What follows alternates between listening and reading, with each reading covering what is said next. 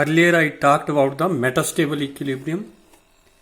Metastable equilibrium is attainable from the one side only. It is not attainable from the another side.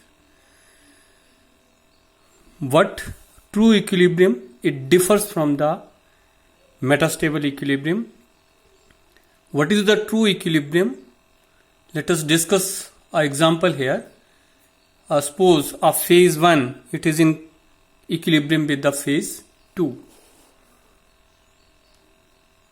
When I say of the true equilibrium, then there should be a thermal equilibrium, there should be mechanical equilibrium, and there should be chemical equilibrium. If all these three equilibrium exist, we will say that it is a true equilibrium. As the word indicates, thermal equilibrium, it means temperature throughout it should be similar, whether it is one phase, second phase, third phase, everywhere the temperature should be same. Mechanical equilibrium, there should not be any work done by one part of the system on the another part of the system, or by one phase to the another phase. Chemical equilibrium means the chemical potential of a particular component, it must be similar in one phase as well as in the second phase. So let us discuss one by one them. When I say of the thermal equilibrium, suppose some heat it is transferred from one part of the system or from one phase at a temperature T1 to the another phase reversibly at a temperature T2. Since heat is given by the one system, one phase, so it will be positive. Heat is taken by the another one, it will be negative. It is reversible, so both the heat amount they will be equal. Then you know that these Q reversible upon T, they are defined as by the entropy terms. So delta S1 equal to this one. Since system is in complete equilibrium, so delta S total should be equal to 0. So delta S total, it is delta S1 plus delta S2, that is equal to 0. So when you substitute these values, then this term it becomes equal to 0. And from here, if one term is taken to the another side, you will get this. So Q reversible, it cancel out with the Q reversible. It means T1 will be equal to the T2. It means temperature in both phase it is equal. So it means that there is a thermal equilibrium. When we say of the mechanical equilibrium, then no work done should be there from one part of the system to the another part of the system. Let us say in phase 1 the pressure is P1, in phase 2 pressure is T2. Some amount of volume it is being transferred from one side to the another side. As the solid, suppose ice, it is melting, so some volume will be changing from the solid side to the liquid side. So some of the volume it is being transferred from solid state to the liquid state. So dV is that amount. Since from one side it is the loss, so that will be negative. From another side it is the gain of that volume, that will be positive. So for one system, delta A1 is equal to minus P1 dV. That is the reversible work done by the phase 1. And in the same manner, reversible work done by the phase 2, it will be delta A2 equal to minus P2 into minus dV. One side it is dV positive, another side dV it is negative. Again, system that is in equilibrium, so it means delta A is equal to delta A1 plus delta A2, so that should be equal to 0. So this gives this term equal to 0, and when it is equated equal to 0 and second term is taken to the another side, so here dV cancel out with the dV, we are left with the P1 is equal to P2. It means pressure throughout it is similar. So temperature is similar, pressure is similar, so mechanical equilibrium is there, thermal equilibrium is there. In the same manner, we can discuss the chemical equilibrium also. For discussing chemical equilibrium, suppose N1 number of moles of one component whose chemical potential in phase 1 is mu1, they are being transferred to the another side where the chemical potential is mu2. What I am saying, there is a one component and whose N1 number of moles, they are being exchanged from phase 1 to the phase 2. So the small change in free energy, you can write G1 or DG1, one and the same thing, that is not going to differ. So small change in the free energy, it is equal to N1 into mu1 in phase 1. And small change in the free energy in the second side, since N1 number of moles are transferred from one side, so one side it will be positive, another side it will be negative. So that is the gain of minus N1 number of moles. What the chemical potential of that component, it is mu2. So as per the equilibrium condition, dg should be equal to 0. So substituting the value dg equal to dg1 plus dg2, it makes n1 mu1 minus n2 mu2 equal to 0. So when you take the second term to that side, it is n1 mu1 equal to n2 mu2. So n1 cancel out with the n1 and we are left with only mu1, that is equal to mu2. So that is the chemical equilibrium, where chemical potential of the component, it is similar in the both phases. So when we talk of the true equilibrium, the true equilibrium is there when there is a thermal equilibrium, when there is a mechanical equilibrium, as well as there is a chemical equilibrium. Now let us move further. It is Gibbs phase rule. How to derive it? There is thermodynamic derivation for your discussed in your syllabus. So suppose there are the three systems and one system is here shown by this rectangle, this second by ellipse, and third one by again rectangle with the soft edges, and these three, they are in equilibrium. So these are the three phases which are in equilibrium. Free energy in one case it is G1, in the second case it is G2, in the third case it is G3. I think it is not visible clear G1, G2, G3, but first it is the case of G1, second it is the case of G2, third it is the case of G3. For 1 and 2 it is delta Z equal to Z2 minus G1, and for third and second it is G3 minus G2, that is equal to 0. So this is a showing equilibrium state between the three phases. How to derive it? Whenever we want to derive the equation, we must have the knowledge of the degrees of the freedom. How many degrees of freedom they are required to describe the state of the system here without altering the number of phases in the equilibrium. That is the degrees of the freedom. So degrees of the freedom is equal to total variables. This type of variables. These variables may be the concentration, temperature, pressure. These type of variables will be there.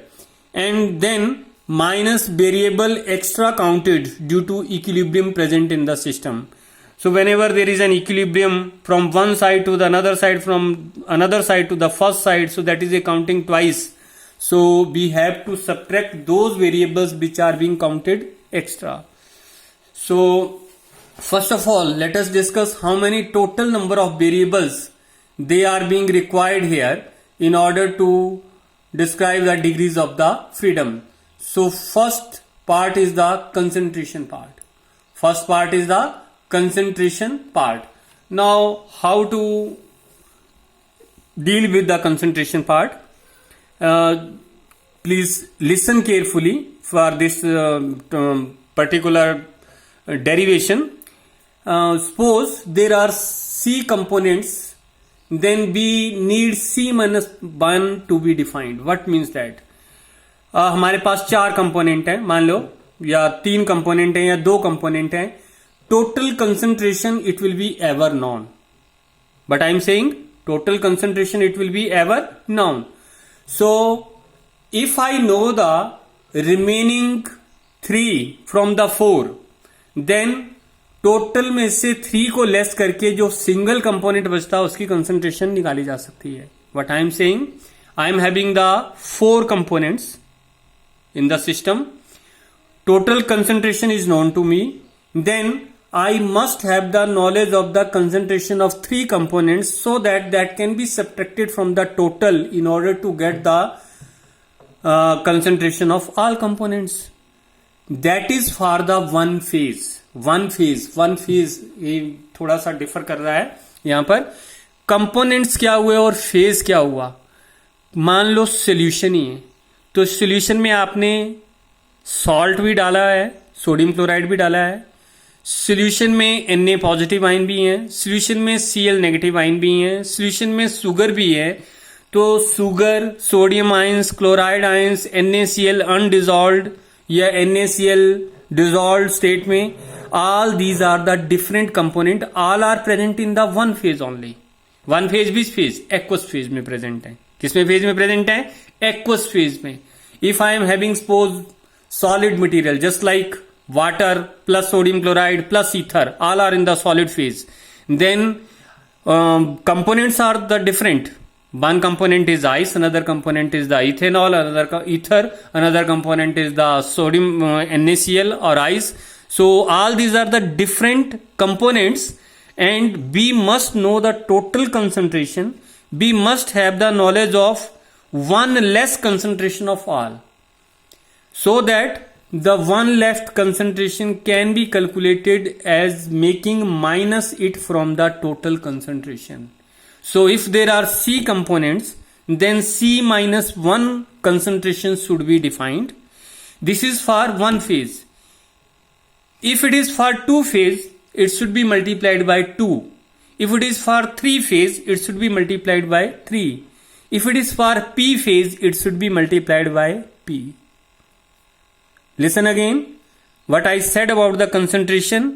If there are many components in one phase, then total concentration will be ever known, but one less concentration of all components must be known, so that the one left concentration can be derived by making it minus from the total concentration. So C components are there, C minus 1 to be defined for one phase. For 2 phase it should be multiplied by 2. For 3 phase it should be multiplied by 3. For P phases it should be multiplied by P.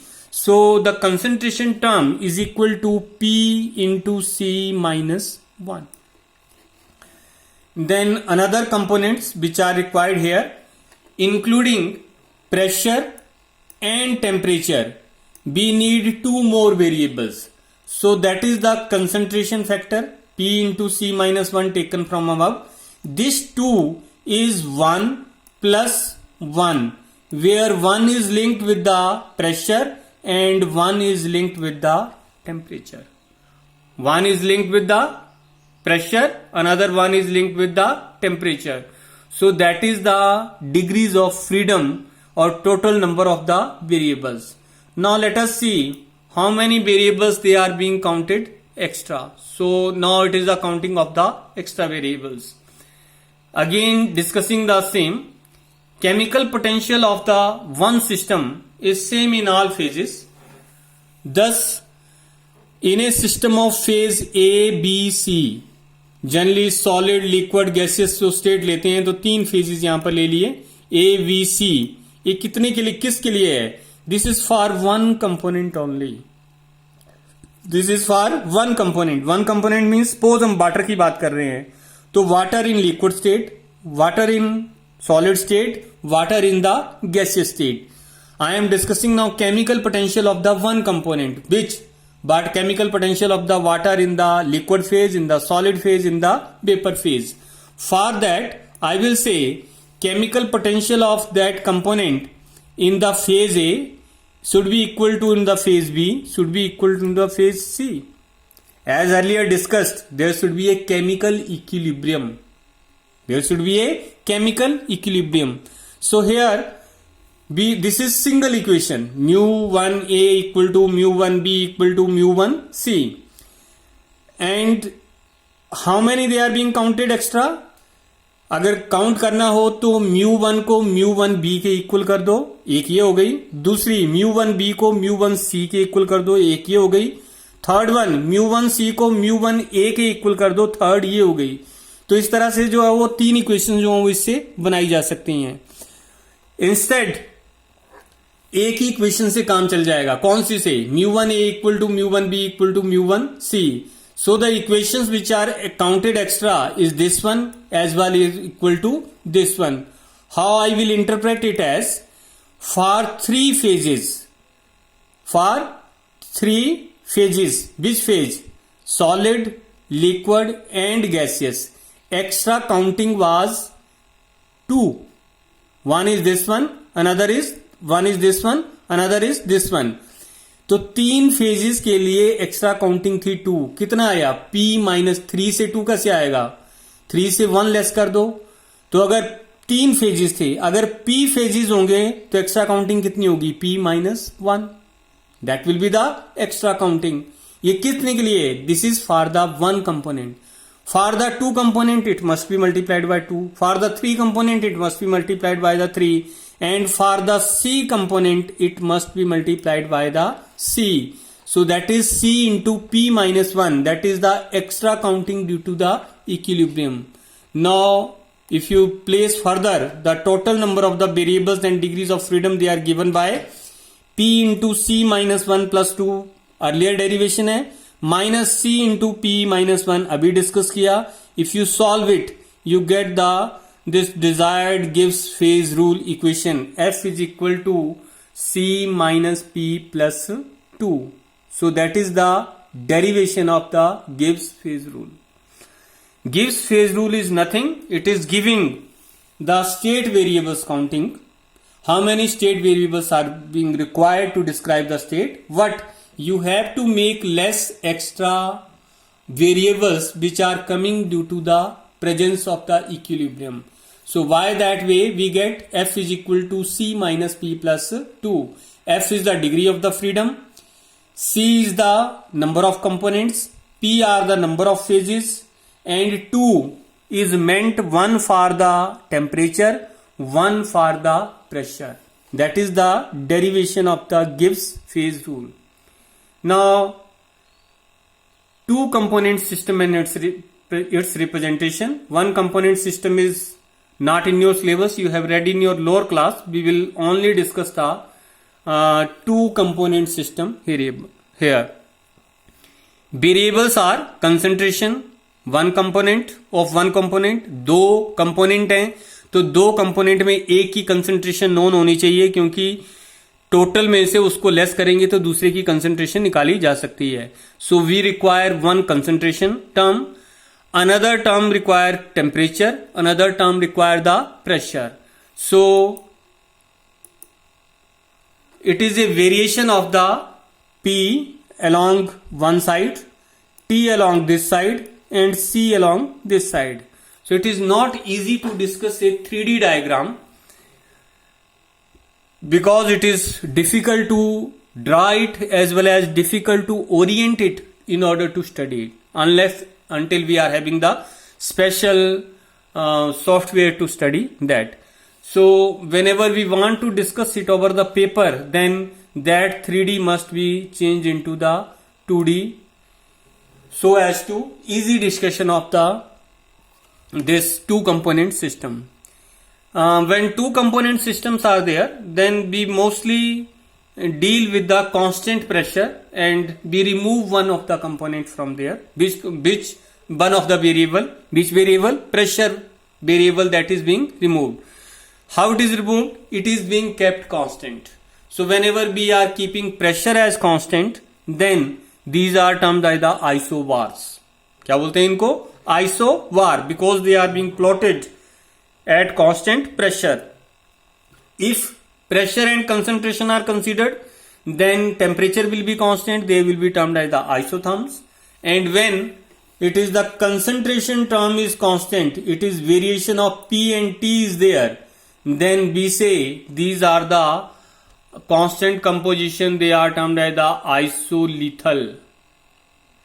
The word is isopletal. P is constant, isolethal. So that is the variation of the P and T at constant concentration.